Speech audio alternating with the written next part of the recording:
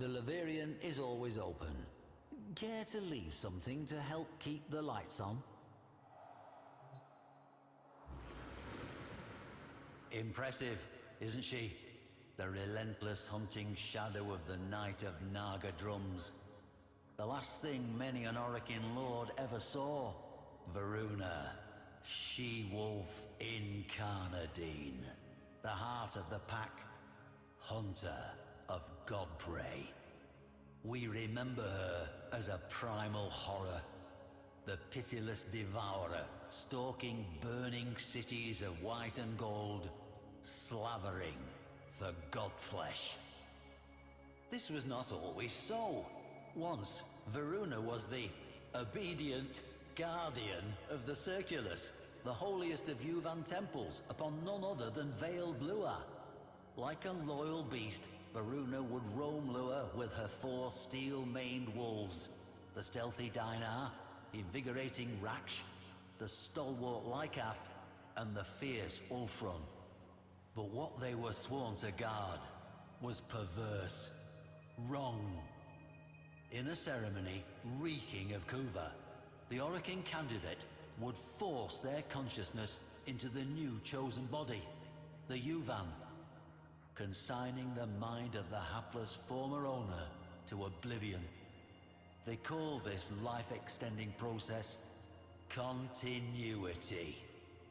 Executor Tuvul was one of the ruling 7 and head of the Yuvan clerisy, high-ranking officiators who enacted the hideous ritual, all of whom were now all dead, torn apart, all save for Tuvul, now a man pursued.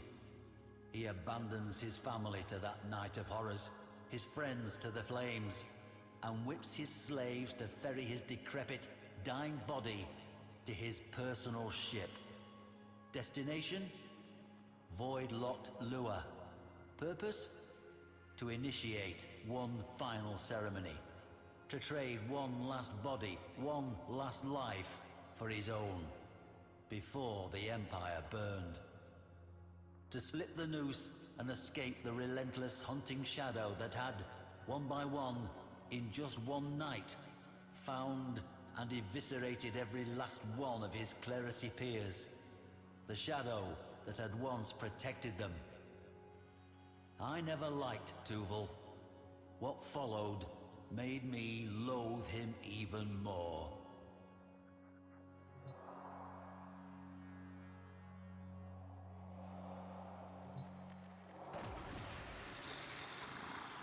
Here is Dinar, the Shadowed. He gave Voruna the gift of stealth, that she might only take by surprise, but never be taken. Let us speak of what made the Circulus special. The first Void Conjunction. It came suddenly, steeping Lua in malevolent, lashing void stuff. Within the moonplasm, thoughts took horrifying physical forms. Images, dredged up from childhood nightmares or adult neuroses, were abruptly tangible and real. Madness overtook many. It was to this place, the Circulus, that Tuvul fled, through a void tormented by an extremely unusual conjunction. Thrashing eddies, violent currents, and the appearance of horrifying beasts never seen before or since. It was as if, some have noted, the fabric of the universe echoed the upheaval, tearing apart the fabric of the origin system. Coincidence? I have lived too long to believe so, but can provide no explanation greater than that. Hoping against hope that the void would keep the shadow that stalked him from picking up his trail, Tuvul touched down upon the powdery skin of sacred Lua. What Tuvul lacked in loyalty, he made up for with rat cunning. He should have known better.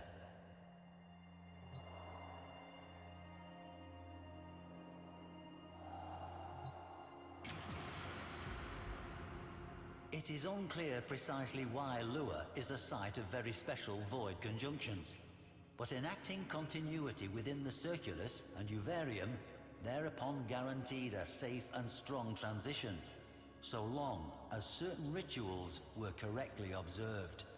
A privilege reserved only for the Seven themselves. Imagine the scene as the innocent Yuvan would have witnessed it.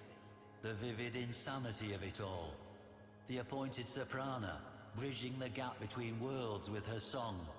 The Orokin executor shrilling the ritual words. The bone-white void creeping in on all fronts. The Kuva steaming scarlet in its glass bowl. And the imposing wolf giant, Voruna, pacing the perimeter. 4 loyal wolves at her side. This wolf you see here is Raksh, the Defender, Varuna's own loyal guardian, as she protected her Orokin overlord from whatever madnesses the Void Conjunction would bring, of which there were many. And on that night, Tuval had no such guardian. Quite the opposite. Now, Tuval would need flesh into which he could pass, but the shipments of fresh young bodies from across the system were no more. Tuval, we will see, had laid a dark contingency. Rat cunning, as I said.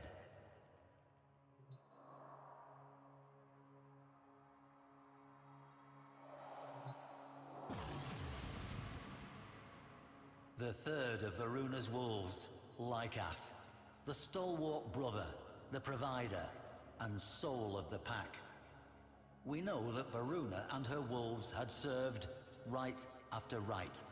She had watched the mists and savagely destroyed anything that menaced the ceremony, flanked by Lycath's fury. The Yuvan ceremony, continuity as they called it, was an obscenity. The Orokin elite, aged and foul, would slouch and leer as the Yuvan, young men and women cultivated on Red Mars and worlds beyond for this dire purpose, were paraded before them. They would make their choice, conduct the ritual, and then, well, that young life would be gone.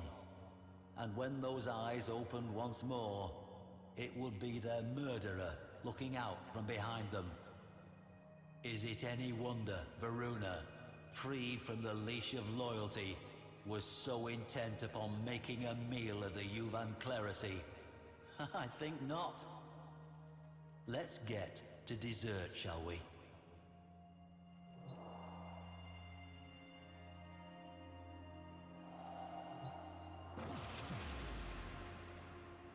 Behold, Ulfrun the Fierce, the most formidable of Varuna's sept. Executor Tuval scrambled to set up the ritual room. This time, the ceremony was different.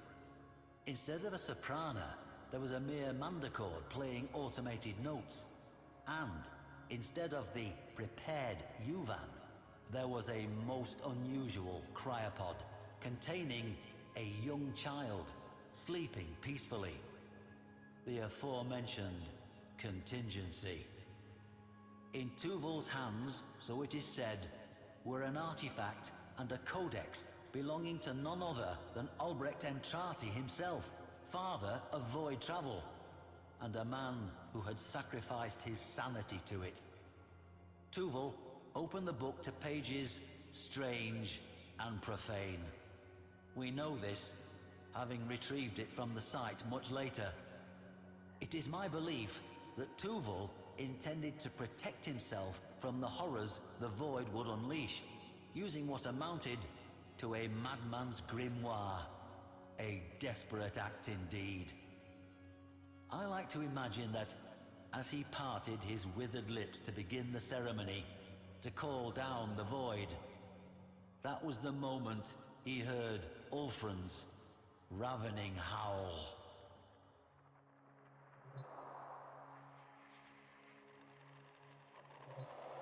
From void signatures, evidence at the site, and what recording technology survived that once-in-a-lifetime void conjunction, I infer the following. Forgive an old man some dramatic license. The kuva was poured, the lamps were lit, and the ritual of continuity began. As Tuval intoned the barbarous versicles of continuity, a horde, the breadth of which had never before been seen at such a ceremony, massed in the gathering void. Things with 2 heads or none, lopsided, broken-horned, perhaps drawing their being from Tuval himself, as if expressions of his vice. At this moment, I believe Voruna and her pack attacked, hoping to end the ceremony before it began. No such luck. The circle's site was later found to be treacherous with the remnants of slain abominations. Voruna and her wolves tore into the manifestations, rending with axe and fang, while Tuval droned on, panicked. The pack hacked and tore their way through the throng toward him. Why was Tuval not the first to fall? I cannot answer. Perhaps Albrecht's work had something to it, or perhaps those beasts simply understood that this wretched old man was the only thing keeping the door open for them. Tremors shook the surface of Lua, and a great cry rang out, like that of a mother crying for her children. Tuval sweated. The kuva trembled in its bowl. Voruna was relentless, demons falling to blade and fang. But it was not enough. The hordes of the void are without number, and this one, if hell has a hell, then those monsters knew it well. Gentle-eyed Raksh was the first to fall to scything blades. They killed Lycath next, then Dinar, and Ulfrun last of all. Voruna had howled many times before, in hunger, in anger, and in triumph. But now, for the first time, she howled in grief.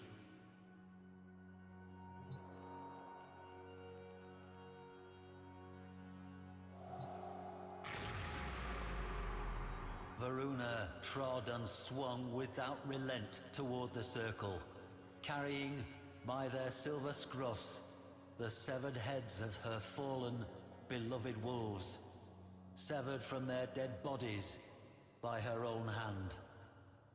With one last ululating cry, Tuval's ritual reached its peak.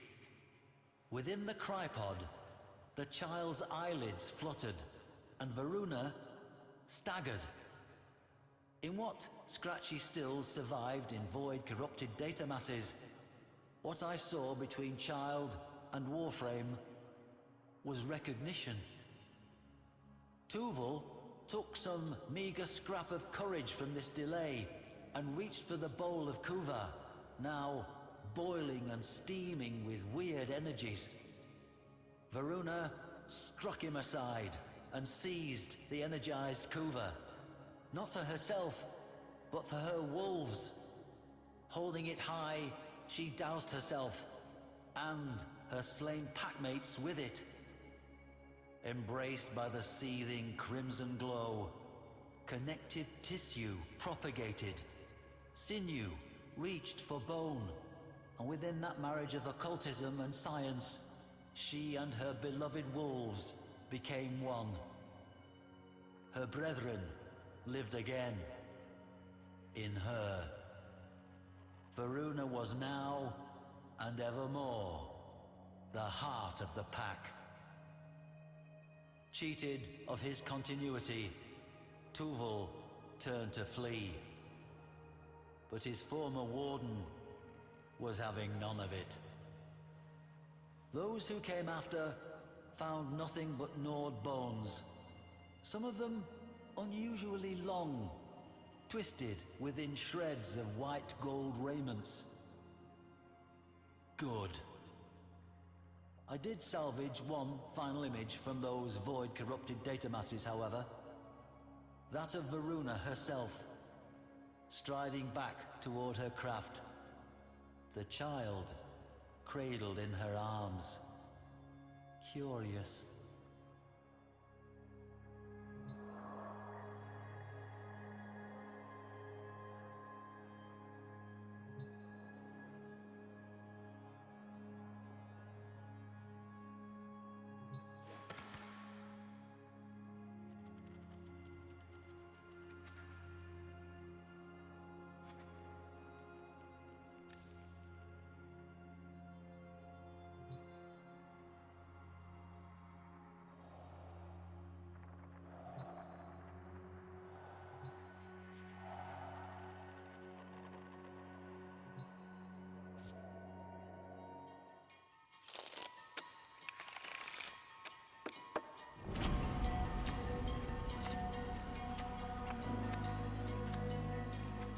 No, I insist.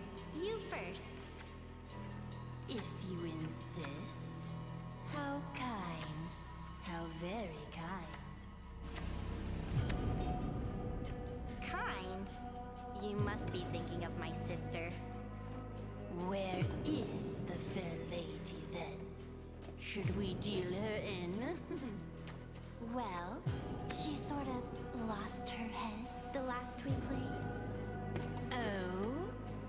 How scandalous.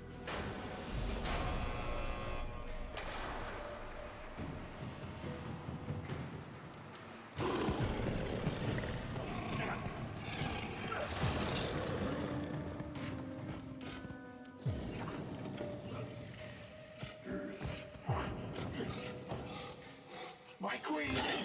Ah, the track grow restless. Where are we to hunt?